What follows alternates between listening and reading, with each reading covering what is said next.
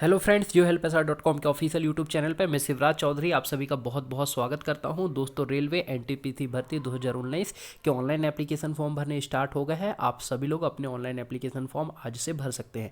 इस वीडियो में आपको बताने वाला हूं कि आपका ऑनलाइन एप्लीकेशन फॉर्म आपको कैसे भरना है। स्टेप बाय स्टेप इस वीडियो को पूरा देखिएगा ताकि फॉर्म भरते टाइम बिल्कुल भी गलती ना हो। आप अपने मोबाइल फ़ोन से भी ऑनलाइन एप्लीकेशन फॉर्म फ्री में बड़े अच्छे से भर सकते हैं। फॉर्म कैसे भरना वो इस वीडियो में हम देखेंगे। बने रहेगा वीडियो में एकदम अंत तक ताकि जरूरी स्टेप ना छूटे। वीडियो के डिस्क्रिप्शन में आपको रेलवे की ऑफिशियल वेबसाइट की लिंक मिल जाएगी। तो जैसे ही आप ऑफिशियल वेबसाइट पे आएंगे तो यहाँ पर आपको जो है 28 फरवरी को नोटिफिकेशन में यहाँ पर दिख जाएगा, click here for submission of online registration CEN01 2019। जो 30,000 से आई थिंक 34,000 पोस्ट के लिए जो अभी आपका जो है नोटिफिकेशन आया है उसके लिए हम एनटीपीसी भर्ती के लिए हम आवेदन कर रहे हैं। तो ये जो लिंक दी गई इस पर क्लिक करके हम जो है पेज पर आ जाते हैं। तो इस तरह से रेलवे की ऑफिशियल वेबसाइट का इंटरफेस ओपन हो जाता है। तो यहाँ पर नेक्स्ट आपको नए, अगर आप नए यूज़र है तो नया यूज़र यहाँ पर आपको रजिस्ट्रेशन करना है। तो सिंपली न्यू रजिस्ट्रेशन पर यहाँ पर हम क्लिक कर देते हैं। तो इसके बाद यहाँ पर आपका जो है वो पेज ओपन हो जाएगा। नेक्स्ट पेज, न्यू यूज़र पर हमने क्लिक किया तो नीचे यहाँ पर कुछ केयरफुल कंडीशंस दी गई हैं।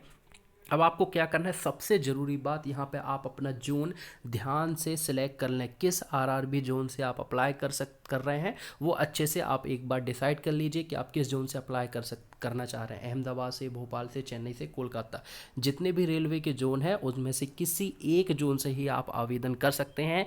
ध्यान रखिएगा, एक से दूसरे जोन से गलती से भी आवेदन मत करिएगा, अदरवाइज आपका पहले वाला एप्लीकेशन फॉर्म भी रिजेक्ट हो जाएगा और आपको चांस नहीं मिलेगा। इसलिए सिर्फ एक जोन को यहाँ से सिलेक्ट करना है। एग्जाम्पल के लिए मैं आरआरबी भोपाल को यहाँ पर सिलेक्ट करता हूँ और भोपाल पे सिंपली मैं यहाँ पर क्लिक कर देता हूँ। ठीक है, तो यहाँ पर आपको जो है कुछ क्वेश्चन पूछे जाएंगे। यहाँ पर आपको अब एलिजिबिलिटी पूछी गई है, qualification on the basis of which you are applying. आपकी क्या क्वालिफिकेशन है जिसके आधार पर आप इसका फॉर्म भर रहे हैं। तो यहाँ पर आप सिलेक्ट पर क्लिक करेंगे तो यहाँ पर आप सिलेक्ट कर लीजिएगा। अगर आप 12वीं पास है तो 12वीं पास, ग्रेजुएट बेस पे आपको अप्लाई करना है तो दोनों में से जिसके लिए भी आप अप्लाई करना चाह रहे हैं वो सिलेक्ट कर लेंगे। जैसे यहाँ पर मैं अगर 12th पास के लिए अप्लाई कर रहा हूँ, नीचे आप अपनी कैटेगरी ध्यान से सिलेक्ट करिएगा। दोस्तों, गलत कैटेगरी मत भरिएगा। आप कैटेगरी बाद में किसी भी हालत में चेंज नहीं कर सकते, इसलिए आप अपनी कैटेगरी ध्यान से सिलेक्ट कर लें। जैसे फॉर एग्जांपल यहाँ पर मैं SC कैटेगरी यहाँ पर सेलेक्ट करता हूँ।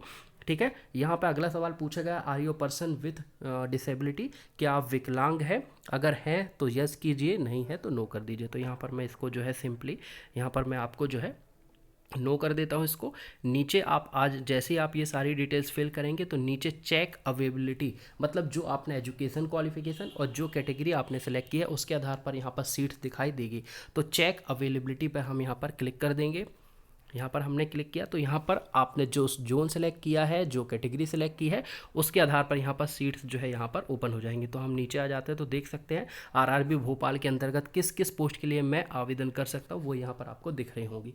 ये अलग अलग पोस्ट यहाँ पर दिख रही है, इन सभी पोस्ट के लिए मैं आवेदन कर सकता हूँ। तो आवेदन करने के लिए क्या करना है, राइट साइड में ये अप्लाई का ऑप्शन दिया गया, इस पर हम क्लिक कर देते हैं। तो ये अप्लाई पर मैं सिंपली क्लिक कर देता हूँ। तो 12वीं पास जिन पोस्ट के लिए मैं एलिजिबल हूँ उसके लिए मैं यहाँ पर ऑनलाइन एप्लीकेशन फॉर्म भरने जा रहा हूँ। तो यहाँ पर आप कुछ इंस्ट्रक्शन जो है केयरफुली भर लीजिएगा। मेन यही है कि आप सिर्फ एक ही आरआरबी जोन से अप्लाई कर सकते हैं, एक से अधिक आरआरबी के लिए आप अप्लाई नहीं कर सकते हैं। अगर आप ऐसा करते हैं तो आपका फॉर्म रिजेक्ट हो जाएगा। आपको अपना ईमेल आईडी और मोबाइल नंबर दोनों वैलिड होने चाहिए, इनवैलिड नहीं होना चाहिए। तो ईमेल आईडी और आपका जो मोबाइल नंबर है इनको ध्यान से फिल करिएगा। इस पर वेरिफिकेशन यानी कि OTP इस पर जो है आएगा। तो ये सारे इंस्ट्रक्शन पढ़ने के बाद आप एकदम नीचे आइएगा। ये इंस्ट्रक्शन हमने पढ़ लिया अच्छे से, इस तसल्ली से सारे इंस्ट्रक्शन को आपको पढ़ना है। तो नीचे यहाँ पर दो ऑप्शन दिए गए हैं, I have gone through the CEN01 2019 notification, और दूसरे ये I decided that I fulfil all the eligibility criteria mentioned there in. तो यहाँ पर क्लिक कर देते हैं दोनों को। ठीक है, इन दोनों को मैंने टिक कर दिया। टिक करने के बाद नीचे ये आपका ऑप्शन दिया गया है सबमिट जमा करें, तो इस पर मैं यहाँ पर क्लिक कर देता हूँ। आगे देखते हैं क्या यहाँ पर डिटेल्स मांगा गया है। अब आपको यहाँ पर अपना क्या भरना है, नाम, यहाँ पर आप अपना नाम भर दें। अपना नाम यहाँ पर फिर से भरें। एक और बड़ी बात दोस्तों, आप अपना नाम, आपका सरनेम, आपकी जन्मतिथि वही भरिएगा जो आपकी 10वीं की मार्कशीट पर लिखा है। जो स्पेलिंग, जो अल्फ़ाबेट आपके 10th की मार्कशीट पर लिखे हैं वही आपके नाम में आएगा, आपके डेट ऑफ बर्थ में आएगा वही। इसके अलावा आप चेंजेस नहीं कर सकते। अगर आपने अल्फ़ाबेट भी मिस्टेक किया तो बाद में आपको परेशानी जाएगी। इसलिए केयरफुली 10वीं की मार्कशीट की फ़ोटोकॉपी या 10वीं की मार्कशीट अपने पास रखें और उस उस पर जो आपका नाम लिखा है, उसमें जो आपकी डेट ऑफ बर्थ है वही यहाँ पर फिल करना है। उसके बाद नीचे यहाँ पर आपको अपना आधार कार्ड नंबर है कि नहीं उसकी जानकारी देना है। अगर आपके पास आधार कार्ड है, आई हैव आधार कार्ड टिक करके जो है आधार नंबर यहाँ पर आपको अपना आधार नंबर जो है वो फिल कर देना है। उसके बाद आपको अपने पिताजी का नाम फिल करना है, माताजी का नाम फिल करना है, ठीक है। और यहाँ पर दिया गया है मैट्रिकुलेशन 10th 10वीं कक्षा की मार्कशीट का रोल नंबर यहाँ पर आपको इंटर करना है। किस सन में आपने 10वीं कक्षा पास की है वो यहाँ पर फिल करना है। अब ध्यान से आप अपना मोबाइल नंबर यहाँ पर लिखिएगा, क्योंकि आपके मोबाइल नंबर पर OTP आएगा। साथ ही साथ रेलवे जो भी मैसेजेस भेजेगा आपको अपने जो रजिस्टर ईमेल आईडी है और मोबाइल नंबर है उसी में है आपका जो है रेलवे SMS करेगा, इसलिए मोबाइल नंबर ध्यान से इंटर करें। कंफर्म मोबाइल नंबर में वही मोबाइल नंबर फिर से यहाँ पर इंटर कर दें। अगेन यहाँ पर आपको email ID, confirm email ID, अपनी ईमेल आईडी 2 बार यहाँ पर फिल कर दीजिएगा। बार बार कह रहा हूँ, मोबाइल नंबर और ईमेल आईडी केयरफुली भरिएगा। उसके बाद ये जो आपको ऊपर कैप्चा दिख रहा है, जैसे मेरे केस में दिया गया है U93U9, ये कैप्चा यहाँ पर फिल करने के बाद आई हेयर बाय डिक्लेयर दैट यहाँ पर आपको टिक कर देना है। टिक करने के बाद नीचे यहाँ पर आपको जो ऑप्शन दिख रहा है क्लिक हेयर टू कंटिन्यू, यहाँ पर आपको क्लिक कर देना है। तो सारी जानकारी मैं फिल कर लेता हूँ। फिल करने के बाद जो आपको कंटिन्यू जारी रखना पर जो है वो क्लिक कर देना है। सारी डिटेल्स फिल करने के बाद दोस्तों आपका नाम शो होने लगेगा, आपकी जन्म तिथि, आपके पिताजी का नाम, माताजी का नाम, आपका मोबाइल नंबर और आपकी जो ईमेल आईडी है, सारी डिटेल्स शो होने लगेगी। उसके बाद नीचे आपको इस तरह से ऑप्शन आएगा।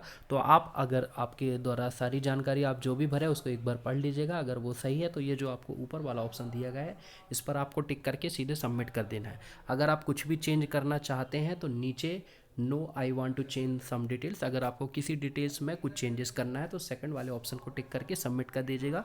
उसके बाद जो डिटेल आपने भरी है उसको चेंज करके फिर सबमिट करिएगा। अगर आपके द्वारा भरी गई सभी जानकारी सही है तो यहाँ पर आपको टिक करना है ये ऊपर और उसके बाद सबमिट के बटन पर क्लिक कर देना है। ध्यान रखिएगा दोस्तों, ध्यान से अपनी जानकारी अच्छे से पढ़ लीजिएगा। आपके नाम में मिस्टेक जो है, नाम की स्पेलिंग में मिस्टेक नहीं होना चाहिए, पिताजी के नाम की स्पेलिंग में मिस्टेक नहीं होना चाहिए, कैटेगरी सही होना चाहिए, मोबाइल नंबर सही होना चाहिए, ईमेल आईडी, सारी डिटेल्स आपकी सही होने पर ही आप ऊपर वाले ऑप्शन को टिक करने के बाद सबमिट करिएगा। अदरवाइज कोई गलती ना हो। तो सिंपली मैं यहाँ पर सबमिट के ऑप्शन पर जो है यहाँ पर मैं क्लिक कर देता हूँ। तो यहाँ पर हमने सबमिट के ऑप्शन पर जो है वो क्लिक कर दिया। जैसे ही आपने जो है सबमिट के ऑप्शन पर क्लिक किया दिया है तो यहाँ पर आपको अलग से एक ऑप्शन शो होने लगेगा, वेरीफाई थ्रू OTP, OTP के माध्यम से सत्यापित करना है। तो आपको करना क्या है, यहाँ पर आपका ऊपर नाम शो होने लगेगा, ठीक है। वेरीफाई थ्रू OTP यहाँ पर आपको क्लिक कर देना है। आप जैसे ही वेरीफाई थ्रू OTP के माध्यम से इस पर आप क्लिक करेंगे तो यहाँ पर आपके रजिस्टर्ड मोबाइल नंबर पर जो है OTP आएगा, ठीक है। तो यहाँ पर आपको रजिस्टर ईमेल आईडी पर OTP आएगा और आपके जो आपका मोबाइल नंबर उस पर भी OTP आएगा। तो दोनों OTP को आपको इंटर करना है। यहाँ पर आपके ईमेल आईडी पर OTP आएगा तो वो आपको इंटर करना है, ठीक है। OTP जो आपकी ईमेल आईडी पर लिखा है वो यहाँ पर आपको इंटर करना है। OTP जो आपके मोबाइल नंबर पर आया है वो यहाँ पर फिल करने के बाद नीचे ये जो आपको कैप्चा दिख रहा है ये कैप्चा यहाँ पर फिल कर देना है। सारी डिटेल्स फिल करने के बाद यहाँ पर आपको सबमिट कर देना है। तो मैं सारी जानकारी यहाँ पर फिल कर लेता हूँ। उसके बाद मैं आपको जो है यहाँ पर सबमिट कर दूँगा। अपना रजिस्टर ईमेल आईडी यहाँ पर, उस पर OTP आया जो वो यहाँ पर, और मोबाइल नंबर, सारी डिटेल्स फिल करने के बाद मैं यहाँ पर जो है नीचे जो आपको दिया गया सबमिट, इस पर क्लिक कर दूँगा। फ्रेंड्स, आपको अपनी रजिस्टर ईमेल आईडी और उस पर जो OTP आया है वो फिल करना है। उसके बाद आपके मोबाइल नंबर पर जो OTP आया है वो फिल करने के बाद इस तरह से आपका रजिस्ट्रेशन हो जाएगा। और रजिस्ट्रेशन होने के बाद आपको यहाँ पर आपका एक रजिस्ट्रेशन नंबर यानी कि आपकी पंजीकृत संख्या आपको मिल जाएगी। तो आपको अपने इस रजिस्ट्रेशन नंबर से और अपनी डेट ऑफ बर्थ से लॉगिन करना है। तो नीचे ये लॉगिन का ऑप्शन दिया गया है, इस पर सिंपली आपको क्लिक करके लॉगिन कर लेना है, ठीक है। बहुत सारे लोगों में ये कमेंट्स मिले थे कि OTP नहीं आ रहा है, तो थोड़ा सा वेट कर लें। 5 से 10 मिनट तक का टाइम लग रहा है OTP आने में। ईमेल के OTP आने में भी टाइम लग रहा है, मोबाइल नंबर के OTP आने में भी टाइम लग रहा है। तो परेशान मत होएं, घबराएं ना, आप डिटेल फिल करें, थोड़ा सा वेट कर लें। 5-10 मिनट का आपका OTP जरूर आएगा। बस ध्यान रखें ईमेल आईडी और मोबाइल नंबर सही भरिएगा, तभी आपका OTP आपके जो है मोबाइल पर आएगा। इस तरह से अब सिंपली हम अपने रजिस्ट्रेशन नंबर से और आपकी जो डेट ऑफ बर्थ है उससे हम लॉगिन यहाँ पर जो है लॉगिन कर लेते हैं। फ्रेंड्स, यहाँ पर हमने अपने रजिस्ट्रेशन नंबर और अपनी डेट ऑफ बर्थ से लॉगिन कर लिया है। आपका ऊपर रजिस्ट्रेशन नंबर और आपका नाम ऊपर शो हो रहा होगा। अब नीचे यहाँ पर सारे ऑप्शन, अलग अलग डिटेल जो है हम यहाँ पर फिल कर लेते हैं। तो यहाँ पर आपकी क्वालिफिकेशन दिख रही होगी जिसके बेस पर जो है आपने आवेदन किया है ऊपर। तो यहाँ पर आपने जो है वो क्वालिफिकेशन आपकी दिख रही होगी। 12वीं कक्षा में आपके कितने परसेंटेज है वो यहाँ पर आपको फिल करना है। आप किस कैटेगरी में, SC ST OBC, वो यहाँ पे फिल करना है। किस स्टेट के हैं आप, वो आपको यहाँ पर जो है वो सिलेक्ट करना है। कौन सी डिस्ट्रिक्ट के रहने वाले हैं, जहाँ से कि आपका कास्ट सर्टिफिकेट बना है वो एंटर करना है। ठीक है, तो यहाँ पर जैसे मैंने जबलपुर सेलेक्ट किया है, आप जिस भी जगह के वो सिलेक्ट करिएगा। अपनी जाति जो भी आपके कास्ट सर्टिफिकेट में दी गई है वो यहाँ पर आपको फिल करना है। आपको अपना जेंडर मेल फीमेल सेलेक्ट करें, नेशनलिटी इंडियन सेलेक्ट करें, रिलीजन हिंदू मुस्लिम जो भी आप सिलेक्ट कर लीजिएगा। फिजिकली हैंडीकैप्ड है तो ज़रूर टिक करिएगा, नहीं है तो मना कर दीजिएगा, नो कर दीजिएगा। भूतपूर्व सैनिक है तो टिक करिएगा। अगर आप जम्मू कश्मीर में 1980 से 1989 के बीच में रहे हैं तो टिक करिएगा, नहीं है तो नो कर दीजिएगा। अगर आप स्टेट गवर्नमेंट, सेंट्रल गवर्नमेंट या किसी भी पब्लिक सेक्टर यूनिट के एम्प्लॉय हैं तो यस करिएगा, अदरवाइज नो कर दीजिएगा। क्या आप रेलवे में ग्रुप सी, ग्रुप डी या फिर कैजुअल लेबर या वर्कर है रेलवे की किसी भी कंपनी या सब्सिडी जो भी है तो उसको आप यस करिएगा। सारी डिटेल फिल करने के बाद नीचे यहाँ पर आपको टिक कर देना है, आई हेयर बाय डिक्लेयर दैट। सारी जानकारी एक बार आप कंफर्म कर लीजिएगा। अगर सारी जानकारी सही है तभी इस ऑप्शन को आपको टिक करना है। टिक करने के बाद नीचे जो है आपको सबमिट कर देना है। तो सारी जानकारी यहाँ पर हमने भर ली। इसके बाद यहाँ पर सीधे हम यहाँ पर जो है सेव कर देते हैं और आगे बढ़ते हैं। फ्रेंड्स, सारी डिटेल फिल करने के बाद यहाँ पर आपका पेमेंट का ऑप्शन शो होने लगेगा। तो पेमेंट मोड पर आपको क्लिक करके यहाँ पर देखना है जिस भी ऑप्शन से आप पे करना चाहते हैं। अगर आप बैंक के थ्रू करना चाहते हैं तो बैंक सेलेक्ट कर लीजिएगा, पोस्ट ऑफिस के थ्रू करना चाहते हैं तो पोस्ट ऑफिस सेलेक्ट कर लीजिएगा। तो यहाँ पर जो है वो मैं बैंक सेलेक्ट करता हूँ।